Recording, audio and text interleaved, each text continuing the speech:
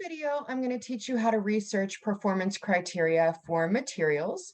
So I am logged into the material bank here, and I am going to demonstrate to you how to do some research on performance criteria for wall coverings. Now, I went to my materials over here and selected wall covering over here.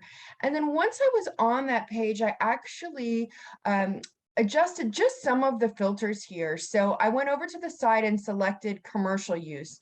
Now, as you can see here, there's a lot of filters that I can use to search, but the ones that relate to performance criteria are actually what we see here for abrasion.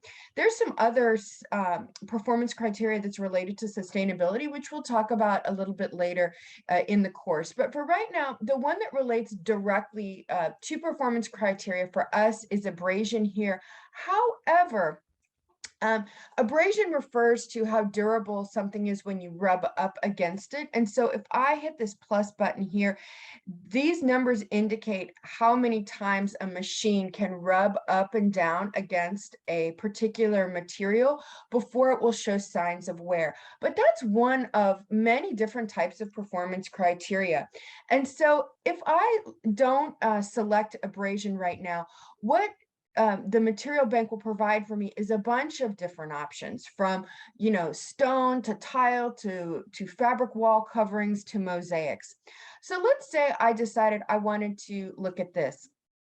Now, this material is a really interesting kind of cross cut or, cut across the grain wood tile. And when I select on it, there's some technical information about the kind of the way that this thing is made and how it will perform under certain circumstances. But I actually can get information about the performance criteria right here. You can see it's durable, increased resistance to insects, absorbs less moisture, and are lighter.